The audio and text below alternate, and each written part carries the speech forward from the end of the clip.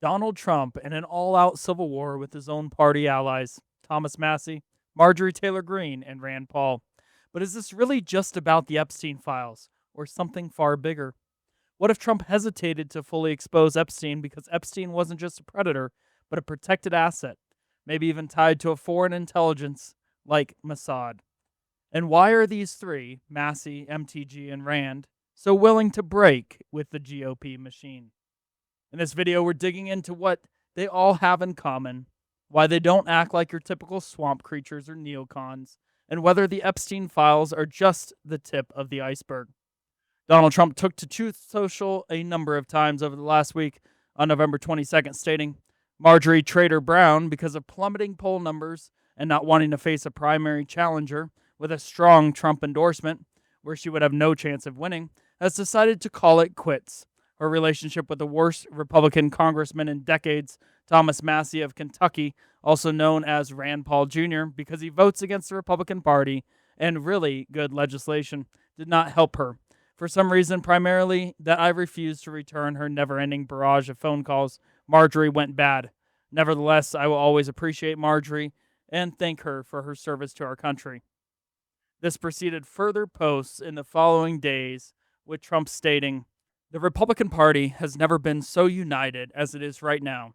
Other than Rand Paul Jr., Massie, Marjorie Trader Brown, and a couple of other lowlifes, and other than the fact that many want the election-threatening filibuster terminated, the Dems will do it in the first minute of their first chance, and some don't.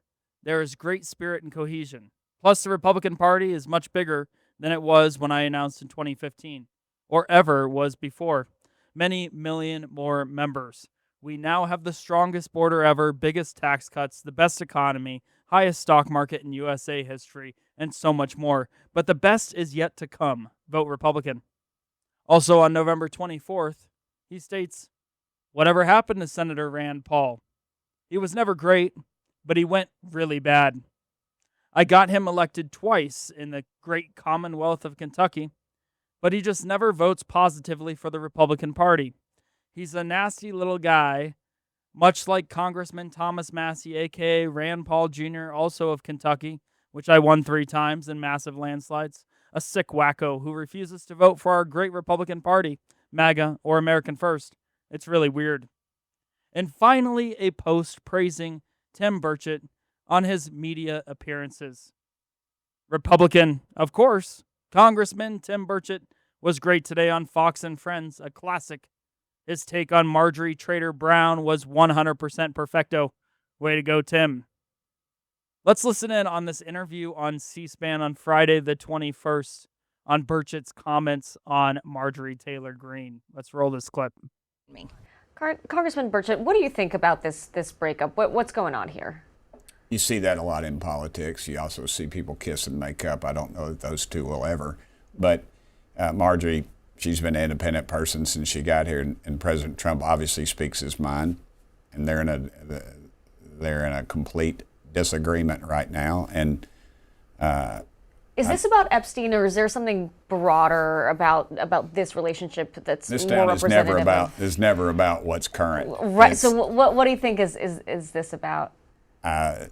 It's a personality difference that's come a long way. She's upset about the perceived control of Israel.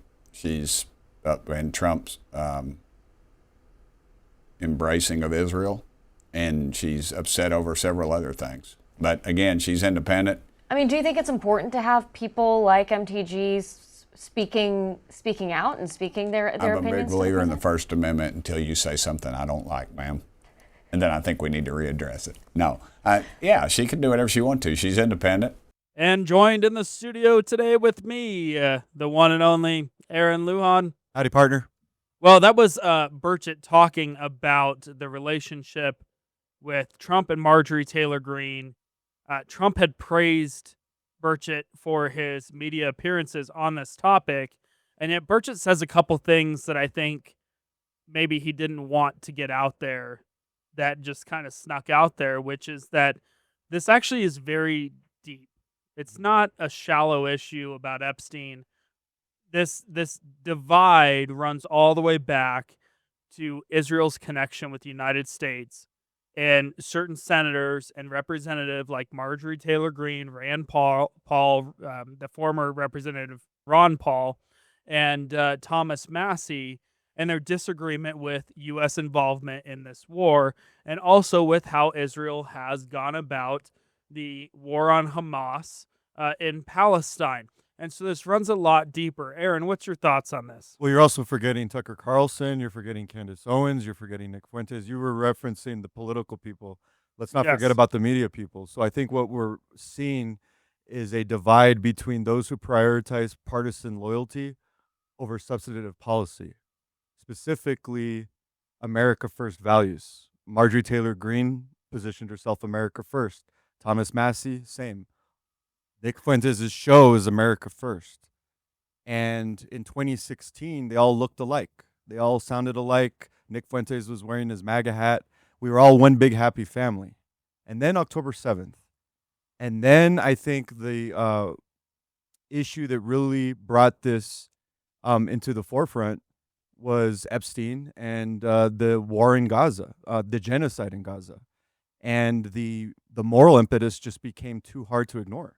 We were seeing videos. The American people were looking at videos of babies being butchered and women getting shot in the head and innocent people being destroyed. I think at last check, there was 50,000 reported deaths. This is a genocide, and they couldn't contain that anymore. And so now you had a split between those who wanted to side with protecting humanity and doing the right thing, and those that were, what we're starting to come to the conclusion with is that they're compromised, that our country is occupied by a foreign power, specifically Israel, and they use blackmail as their modus operandi to run the country. We were all asking ourselves during the Biden administration, who's running our country? Well, I think we have the answer. Mossad, the CIA, Israeli foreign intelligence has been running this country for we don't know how long. And the American people are waking up to the fact that Israel's occupying us because they're connecting the dots. We're not that stupid. And there's a huge connection between what's going on, what's going on in Israel and what's going on with this Epstein case. Because what it's appearing, if you just want to be honest, is this guy straight up Mossad.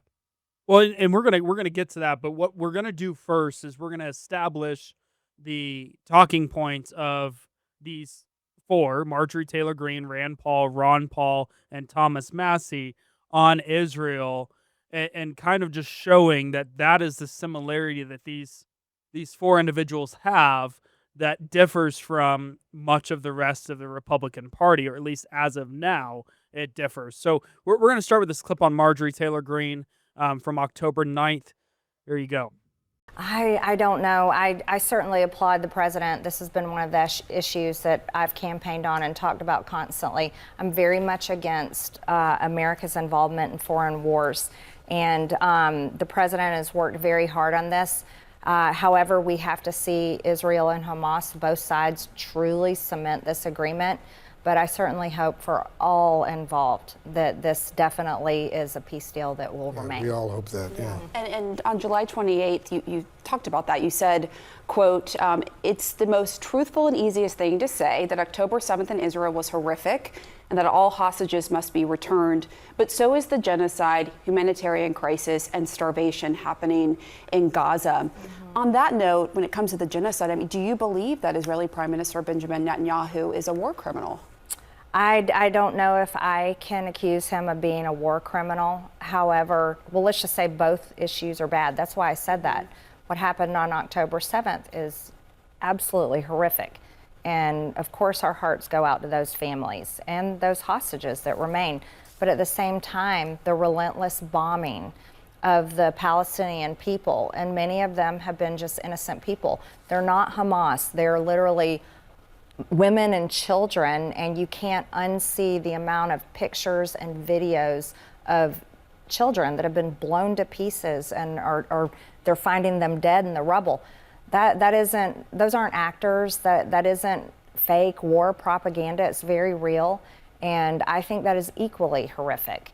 I want to see an end to it, and I think most Americans do.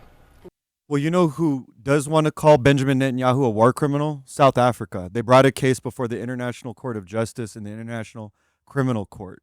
Okay.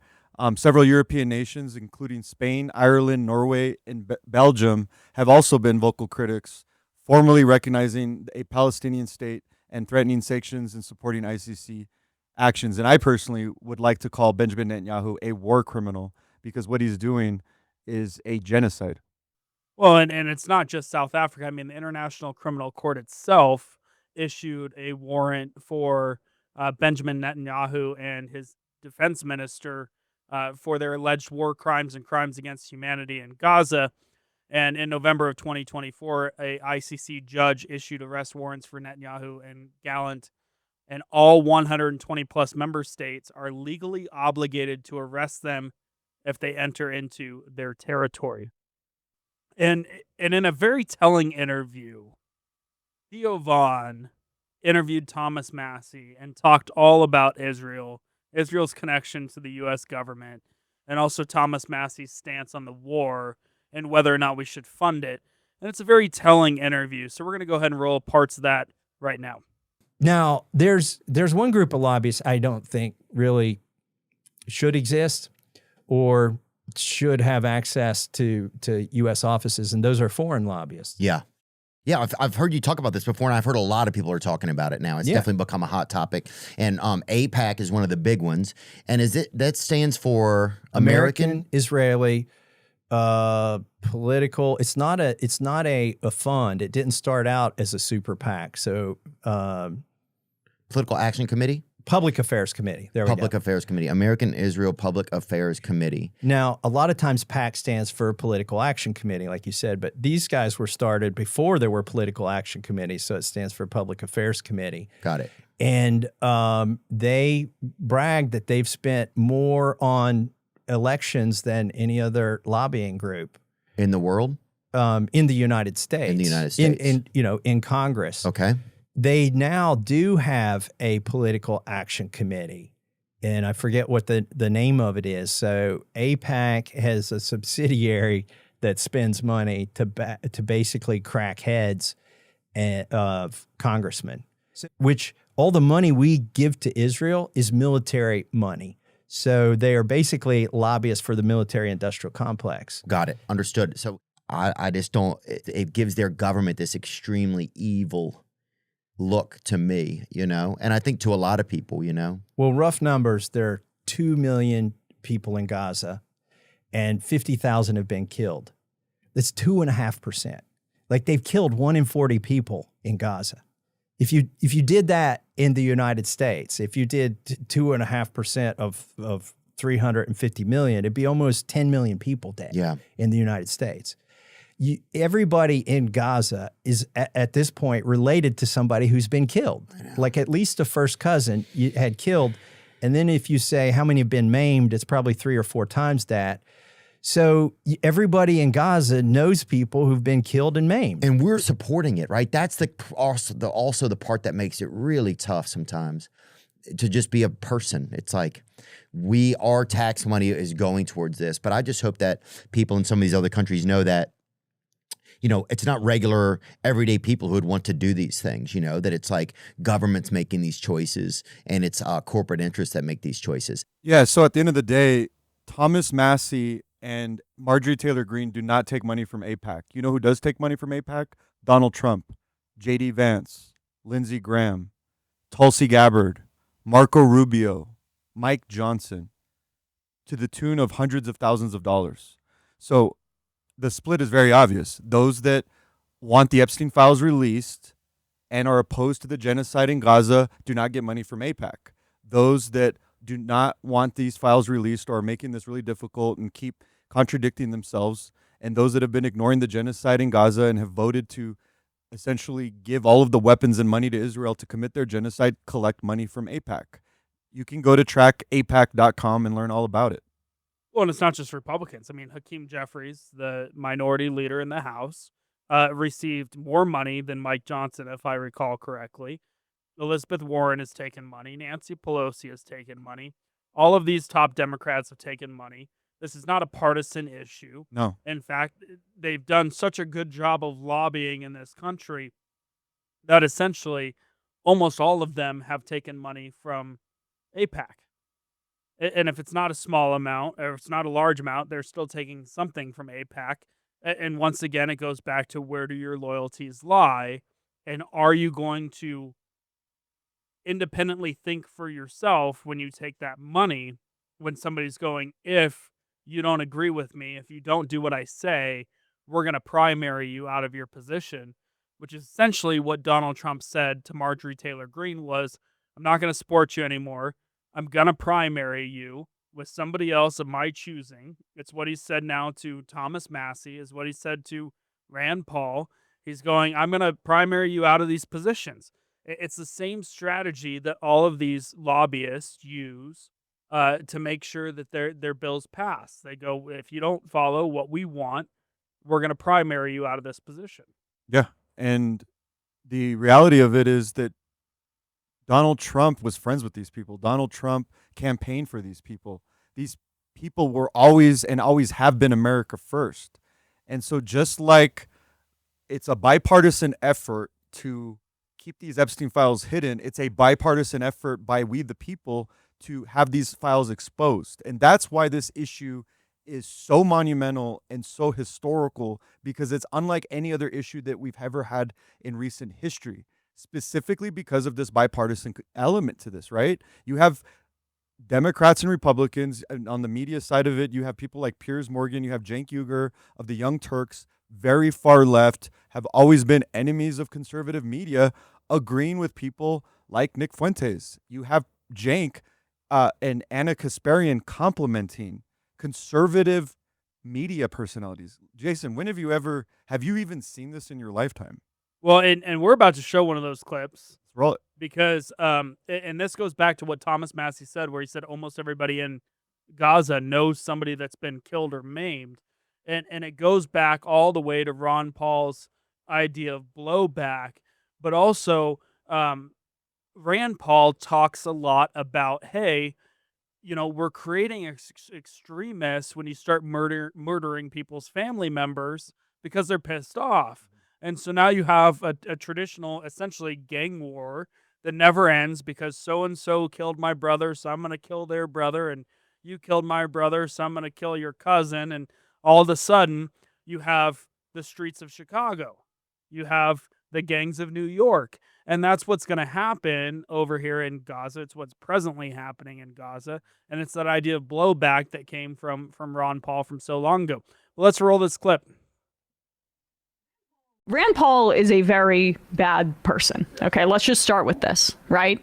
But the fact that he is speaking, honestly, with more clarity on what's happening in Gaza right now than any Democratic senator outside of Dick Durbin. Durbin now. Thankfully, the number 2 Democrat in the Senate came out and said, I support a ceasefire this morning.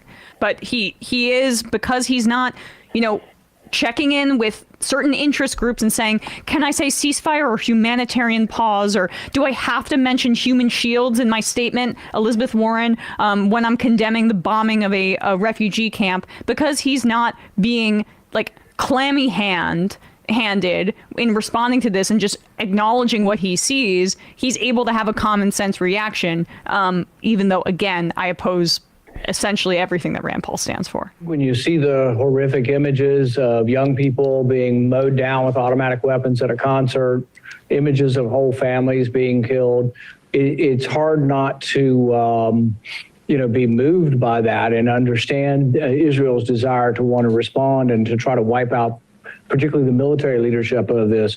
But you're right, they're embedded in a civilian population, and many civilians have died. And this is ultimately a judgment that Israel will have to make, whether or not the disruption of Hamas chain of command is now sufficient, or whether they go on. Because you are right, as more civilians die in Gaza, not intentionally, but as they die in Gaza, there's always the question, are 10 new terrorists created for every civilian that was killed? The same can be said of the drone attacks throughout Africa, the drone attacks that killed a humanitarian worker after our soldiers died in Afghanistan as we were leaving.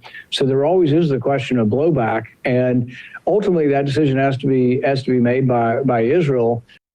So Rand Paul is the son of former Representative Ron Paul, who during the 2001 terror attacks in his presidential debate just a few years later, basically said, how could we not expect that we were going to get attacked based on the fact that we've been bombing Iraq and the Middle East for decades, right? He said there's blowback.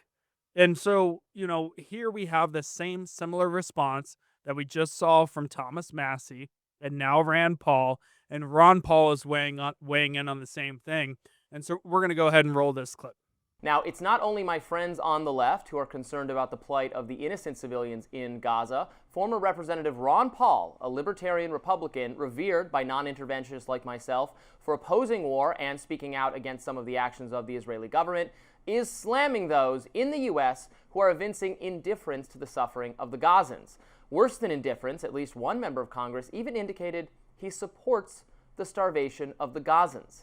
That's contemptible. Here's Dr. Paul speaking out. Summarizing what you said about the hostages, release the hostages, the way I would phrase that, do what we say, or, and these are the results, you're going to starve the little ones, and it's hard for me to accept that as a basic principle. So the people in this country, they surely ought to be at least thoughtful enough to look at both sides of this, to look at pictures like that and what's going on. And the truth is, what happens in these countries, and a lot of bad things happen, and it happens with U.S. support. And that means morally we are responsible. And you say, oh, no, we didn't do it. I didn't vote for that guy and all that. But it's our country. It's our system. It's our military. It's our foreign policy. It's on and on.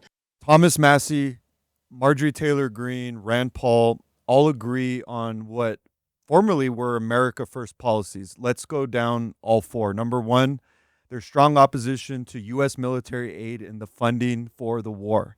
Let's go down memory lane. Why was Trump elected? He was anti-war. We've had enough war. He was opposed to the Iraq war when he ran in 2015. Opposing war and endless war has always been a signature America First principle. And all we're witnessing at this moment is MTG and Massie and Paul, the two Pauls, stand firmly on that position. And we're watching the swamp eat up MAGA. It's obvious. Why is Trump turning face? Why is he changing course when he was always a anti-war candidate and anti-war president? He ran in 2020 and 2024 on the fact that he didn't start any new wars. So all we're witnessing is this group of fine representatives standing on business, arguing that American taxpayer dollars should not be spent funding Israel's military campaigns in Gaza. Number two, that skepticism of U.S. military intervention in endless wars I would include in the first one. But the big one is the condemnation of the humanitarian crisis in Gaza. We claim to be a Christian country. We claim to care about people.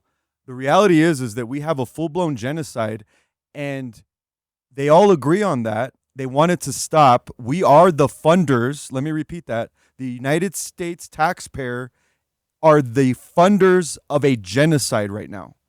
And our representatives are complicit in this genocide because they're not ending the funding. They're not condemning it. MTG has been very explicit in using the term genocide along with Ron Paul, and Thomas Massie. We are not getting that from the GOP. And then just this America First doctrine, spending billions of dollars while not addressing domestic issues seems to be something that the Massies and the Pauls are talking about, and we're just not getting that from Trump anymore. Well, I love to give credit where credit is due. And I think Trump has done some amazing things in this country. I think that he has ended a ton of wars that have gone on for a long time. And what's interesting is he's going after people that are not the traditional swamp that everybody got behind in 2015 during the 2016 like presidential election, 2015, 2016, where it was like we got to drain the swamp, right? And that was more about we've got to get rid of the McCains, right? That McCain era uniparty looking people. And we didn't quite get rid of them at that time, and there's still a ton of neocons that are left in Congress, and he's choosing to go after these guys. And I think what it almost looks like is it's like Trump got into office, and all of these 3-letter agencies looked at him and said, "You can do whatever you want, but you can't touch Israel." And it almost appears like that's what it is, because it just doesn't make sense. And so here you have a couple guys that go, well, we're not following that rule. We don't care. We don't care that you say we can touch anybody we want except Israel. We're going to touch Israel. And then you have guys like Charlie Kirk starting to question Israel, and Tucker Carlson, and Candace Owens, and Theo Vaughn. And you start going down the list, and now people start dying. And it looks awfully like a Hillary Clinton suicide squad where you have Epstein supposedly committing suicide. The whole thing's just kind of a mess. But now Trump's on the hotbed because we go from this war in Israel where Trump's kind of still not in a losing battle in that case, because both the Democrats and the Republicans are still supporting Israel. But now comes Epstein. And this is what corners Trump, because it looks like Epstein, if all of the information truly gets out to the public, that Epstein is connected in some way to Israel and to Mossad. And now Trump is in this, he's backed into a corner. And I think this is what happened. And so a lot of people go, Trump's playing 3D chess. I don't think that's what it is. I think Trump was backed into a corner. And I think that the pressure from the American public when they pushed to get these files released and basically skipped over Mike Johnson and then ended up with almost a unanimous vote in the House to release these files, the public pressure became enough to where obviously Trump caved. Now, did Trump cave, or did Israel say, it's okay, we've cut out everything that we need to cut out, you can release these files? It just seems interesting, but here's Marjorie Taylor Greene on why she believes that Trump is after her.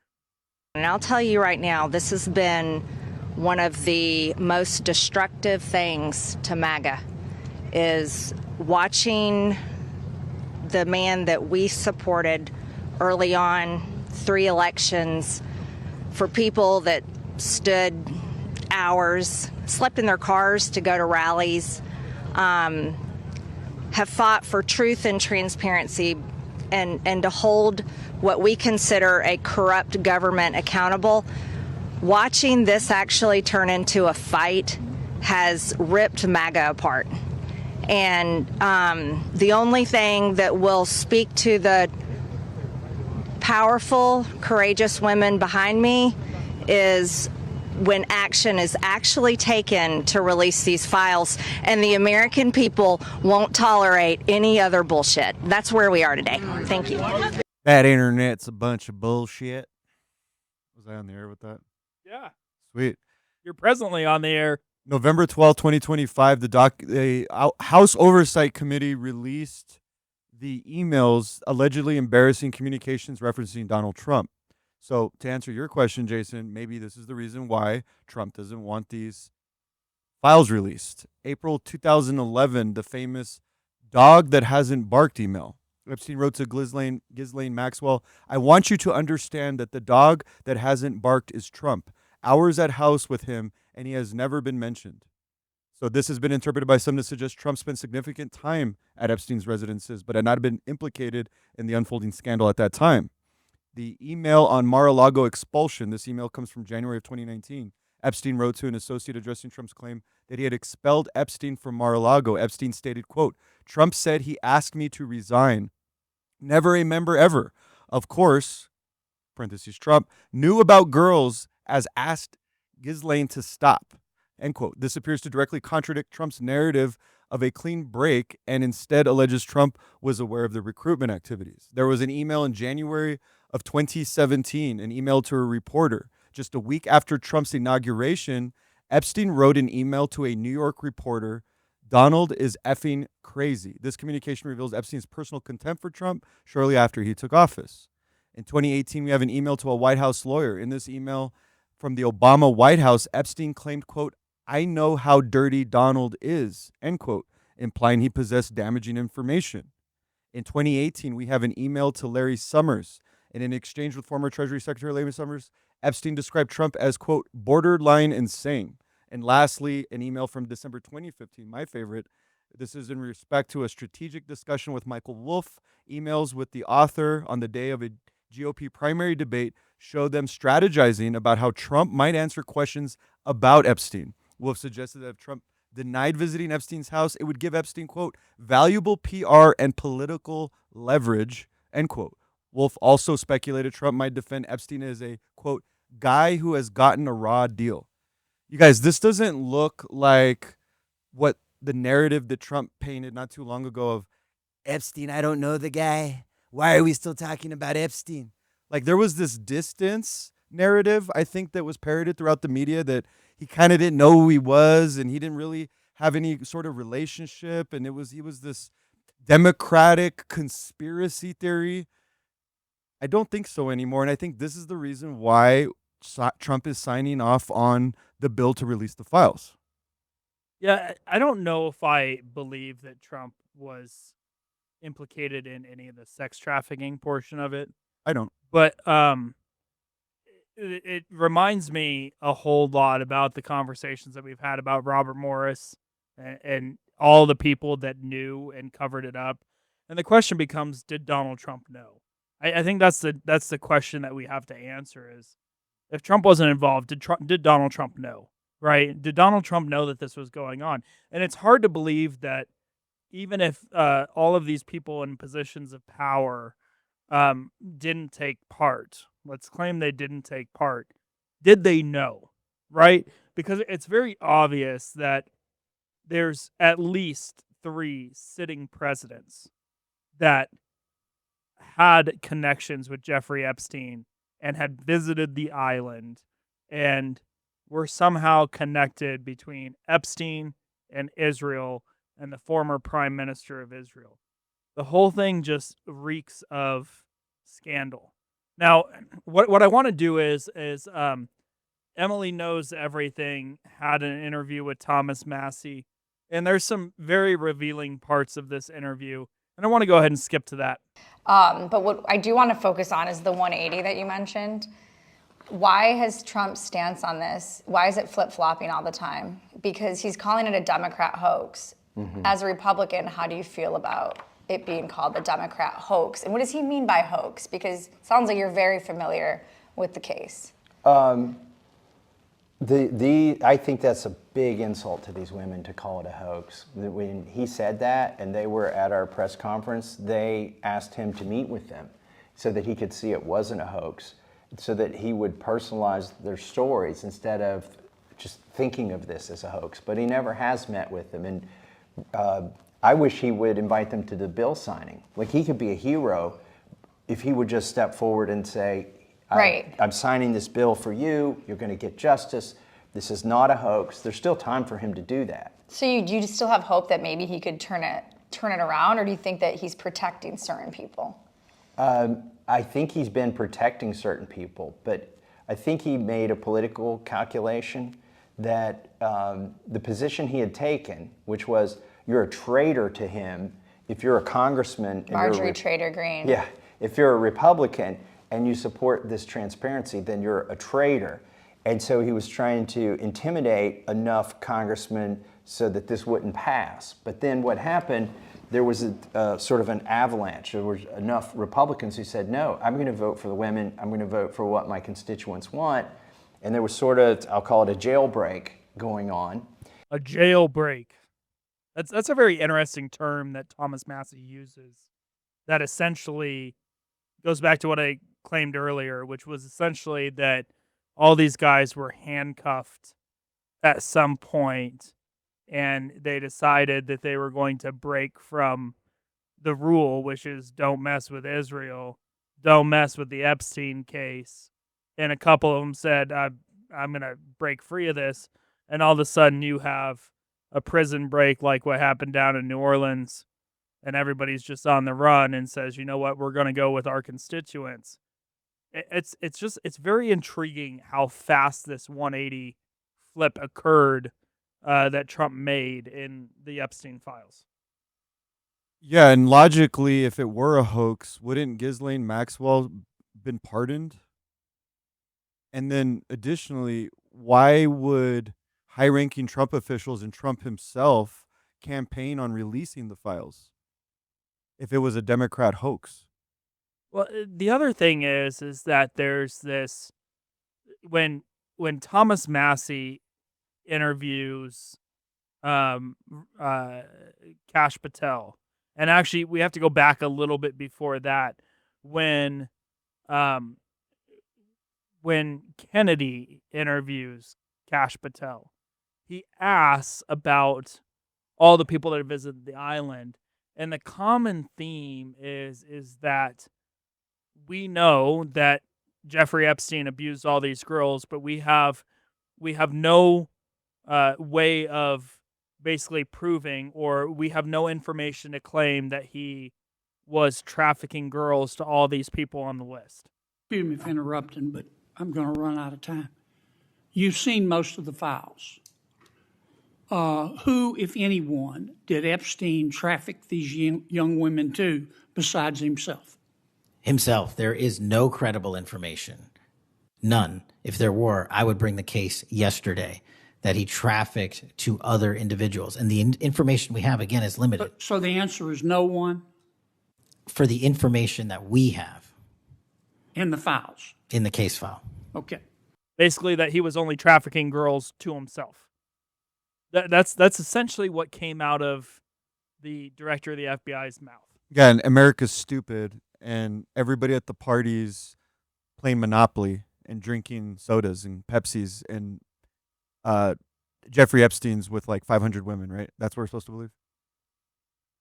I mean, I guess he's living life. I don't know. I mean, the whole thing is just disturbing. But the crux of this video really comes back to, was Epstein Mossad? And so going back to this interview with Thomas Massie, here's another clip for you. Do you believe Netanyahu's involvement with Trump is influencing the decision of the Epstein file release? I think Israel is influencing the Epstein file release because Israeli intelligence and our own CIA was wrapped up with Epstein. And so it would be embarrassing to our own intelligence agencies as well as Israel's intelligence agencies for all that to come out. And if you notice, there are a lot of bots online and people who are paid. Maybe they're not robots, but they are paid, and they're going after Marjorie and I uniquely. And I think it's because we are against the war that Israel has in Gaza right now, and we want that to end.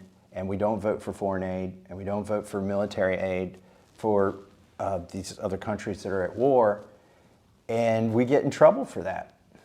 Do you think Epstein's still alive? No. And do you think he was a Mossad agent? Let's talk about agent. I think he helped Mossad. Yeah, so there's a couple points that I'd like to make on why we all believe. And again, I don't know what maybe Thomas Massie's trying to be careful because he's an elected politician. I'm not, so I can say he probably is an agent. Whether he's an agent or whether it's like saying, I remember in high school, there was like guys that were like gang members, but then there was guys that were like associated. And my parents were like, what's the freaking difference? You're hanging out with gangsters. Like, it's the same thing. So number one, the Epstein operation fits the agency long-standing of counterintelligence tradecraft of using honey traps, which is essentially sexual blackmail. So it's very characteristic of Mossad to use honey traps. That is exactly the core of the Epstein operation. Number two, he had direct and extensive ties to high-level Israeli officials and political and intelligence figures, including Prime Minister Ehud Barak which is a major Mossad officer, and Ari Ben Menashi. These don't look like simple friendships, especially when we start looking at these emails. This guy was working with them. Number 3, his primary accomplice, Ghislaine Maxwell, who is her father, Robert Maxwell. Who is Robert Maxwell? A notorious Israeli super spy, a Mossad agent, and a close associate with multiple Israeli prime ministers. That was his right-hand chick. Come on, guys. I mean, I can keep going. Do I stop or do I keep going? I mean, I think you stop for right now because we're going to get into some of these emails. But, you know, whether or not he was Israeli intelligence or United States intelligence, I think that there's enough evidence to say that he was somebody's agent, just like we've talked about when it comes to the Diddy case. Was Diddy an asset of the CIA? Is this another one of those things where basically blackmail prevails? And so if you have these compromising tapes of politicians, foreign leaders, of people in high-level industries, that you can essentially control the narrative. You can control the media narrative when it comes to Israel. You can control every last part of every industry by these blackmail tapes. And so does it go back down to the blackmail tapes. Now, we go a little bit down under with this next clip because I found this intro to be absolutely incredible. This is ABC In Depth, not ABC in the United States, but ABC Down Under in Australia. Australia, down under. Here you go. Cheers. In news that will not surprise you at all, I have spent the last week down the Jeffrey Epstein rabbit hole. Disgraced American financier Jeffrey Epstein has been found dead. And I've been trying to find out who this awful man really was. Donald Trump was quoted as saying, "Jeff is a terrific guy." And I keep running into quite a surprising allegation. He has a verified connection to Mossad. And once you get to the was Epstein a spy thing, it's like a rabbit hole within a rabbit hole. A full-blown Mad Hatter Tea Party. He was an intelligence resource for someone else. Jeffrey Epstein was working on behalf of intel services, probably not American. Someone has created a fake human being called Jeffrey Epstein. In podcast land, people are demanding to know if Epstein was really a spy. The intelligence community has had to use the courts to ensure none of Epstein's files get out. Yeah, I'll keep going. Unprecedented legal immunity. Despite the seriousness of his crimes, he received an inexplicably lenient plea deal in 2008 from then U.S. Attorney General Alexander Acosta, who stated, quote, belong to intelligence. That was directly from the U.S. Attorney. Let me repeat, belong to intelligence. And just the other day in this, once again, this hearing, Thomas Massie put in 4 different articles into the hearing. Let's hear those for a second, and then it's going to be followed up by a clip on Massie asking Patel about Epstein's CIA involvement and the CIA involvement with the FBI in this investigative matter. So here you go. So I've got 4 documents I'd like to introduce into the record. The first one is Jeffrey Epstein's sick story played out for years in plain sight. And Acosta is quoted in here saying, I was told Epstein belonged to intelligence and to leave it alone. The second document is entitled, What Epstein's Bodyguard Warned About His CIA Connections. The third document is from Fox Digital. It's titled, Epstein's Private Calendar Reveals Planned Meetings with Obama Admin Official CIA Chief. And the last document is Wall Street Journal article that highlights Ehud Barak's 36 meetings with Jeffrey Epstein. He was the former prime minister of Israel and head of military intelligence for Israel. It may have held that title when he met Epstein. And then, yes. Have you investigated any of the CIA connections? Have you seen the CIA file on Jeffrey Epstein? And if you wanted to see it, would they show it to you? Well, I can speak for the FBI, and that's presuming there's a CIA case file. And I've reviewed everything that the interagency, not I, the FBI, that was provided to us. Would you be willing to look at the CIA file on Jeffrey Epstein? If there is such a file, and if it has not already been turned over to the FBI will look at any new investigative leads. Kash Patel's girlfriend's a country music singer. Did you know that? I knew that he was, as you had quoted earlier, flying around the country chasing booty. Yeah, no, he was. That's the extent of my knowledge of this situation. No, I digress. Kash Patel was caught using taxpayer dollars flying around to, I guess, meet with his girlfriend or something like that. The fact of the matter is that this guy was close associates with like every major head of state and amassed incredible amounts of wealth, owned one of the most expensive pieces of real estate in the most expensive real estate market in the world, yet nobody knows where his wealth comes from. And then his death is surrounded by suspicious circumstances, hallmark of intelligence agency cover-ups to hedge against valuable information leaking. I may not be a smart man, but I know a Mossad agent when I see one.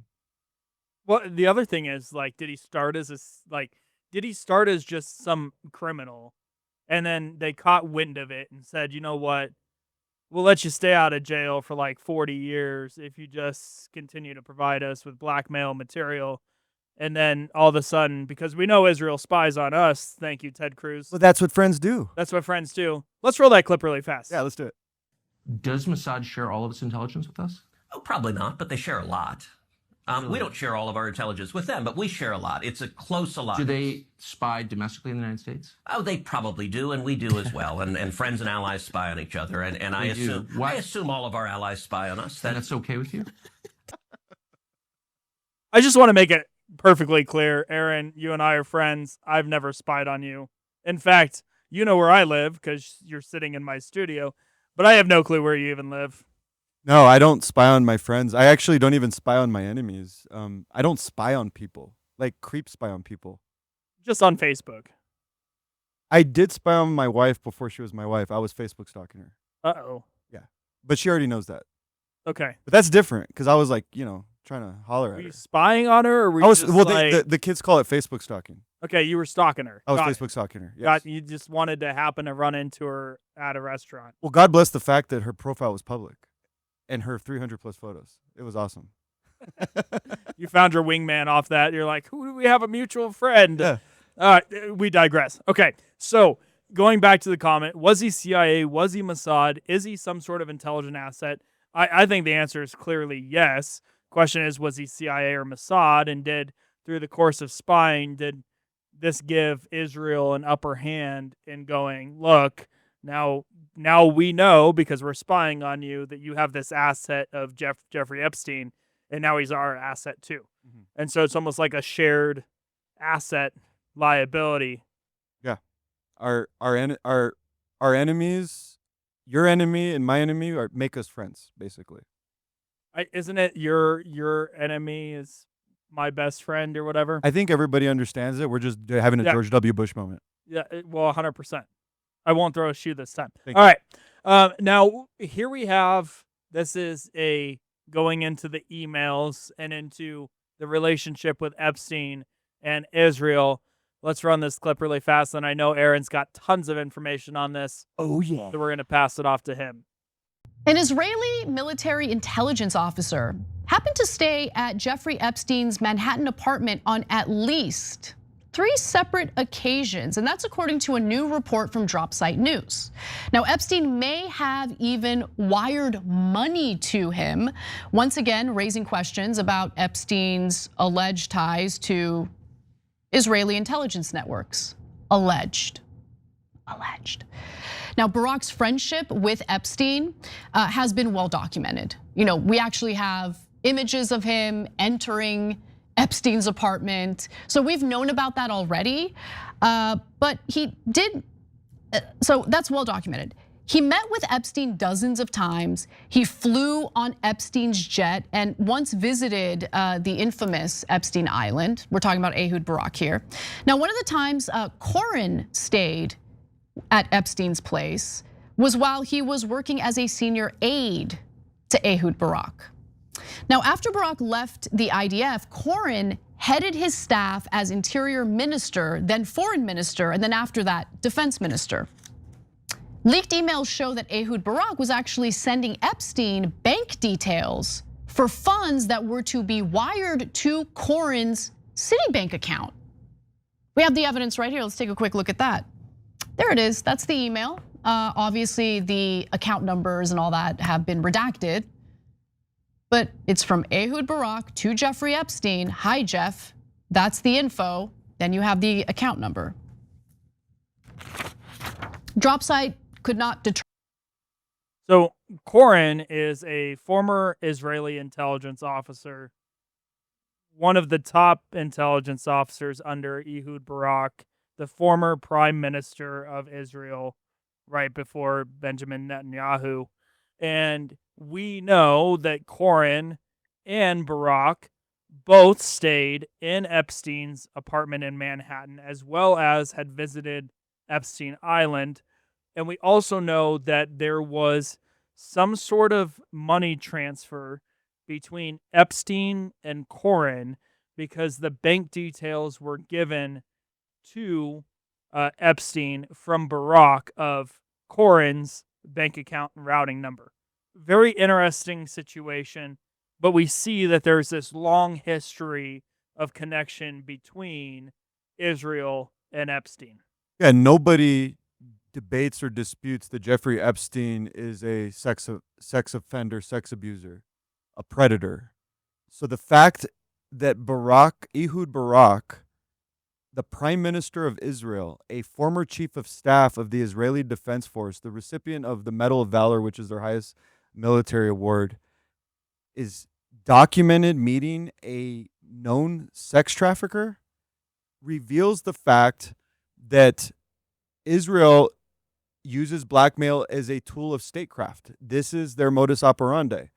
And this just seals the connection for we, the American people, and for the world for that matter, that Israel engages in blackmail. And that's proven by the relationship with a known sex trafficker, Jeffrey Epstein, hanging out with Ehud Barak. That simple. So all of this combined paints a very interesting picture. And that picture is a conversation about, number one, what does the Republican Party look like going forward? How does the United States separate itself from Israel? How do we change the media landscape? How do these podcasters, how are they going to influence this change? But then also, when it comes back down to Epstein, when are we going to finally hear the truth? Because I don't know as though we ever will. This might be a situation where we have to wait as long as it took for us to get the JFK files. I don't know. Yeah, I think Thomas Massie, Candace Owens, the whole crew has made it very clear. Our number one demand is unwavering, full transparency, unredacted. The Epstein Files Transparency Act is forcing the hand of the Department of Justice. However, I think a lot of people are concerned with how much redaction is actually going to occur once those files are released, because we both know from recent memory when they released those JFK files, I mean, it was just an entire sheet of just black sentences. So I have a feeling that we're going to get taken for another ride. We're not going to get anything anywhere, and they're going to try to attempt to distract us. I mean, last year we had MAGA Inc. coming out of the White House giving these signs of victory, holding up binders like, we did it, we've delivered for America, Trump has been good on his promises, we forced the initiative, and then nothing ever actually gets released. It was like, oh, we're going to give you some, and we're going to pull it out in like phases. This is going to be another one of those deals. Well, it's also this question of legal authority and constitutional authority. And when you have two of the three branches currently weighing in on these Epstein files saying release them, the only people that we haven't heard from, which it probably will end up at the Supreme Court at some point, I'm assuming, but we haven't heard from the judicial branch. So those are the three branches of our government. And right now we have the legislative and the executive branch saying release the files. And what power does an organization like the CIA have to all of a sudden override the three branches of government and say, no, we're keeping this? They're not elected officials. They should not have the power to go, no, we're not releasing this. When the legislature when the executive branch, which is the presidency, and when the judicial branch all says you can release these files because it's constitutional, we should see the files. And the only things that should be redacted is the victims. And we already know a lot of the victims because they've come forward and they've shared their own testimony. And so you don't even have to redact those names, right? Unless there's a reason that they don't want their names in that document. Maybe there's a specific story they don't want out. That's fine. But the victims are the only ones that should be redacted in that file. Like, that's all that we should have. Yeah, and this threat that they're going to crash the economy and the governments are going to fall upon this release is, I think, a form of blackmail on the American people. If you force us to do what we don't want to do, we're going to destroy you. I mean, isn't that essentially what they're saying? If we release these files, governments will fall, economies will collapse, and all hell will break loose and there will be chaos. Because that has literally been some of the talking points that have come out from the federal government. I mean, this could definitely wreak some havoc in a lot of different countries' political landscape.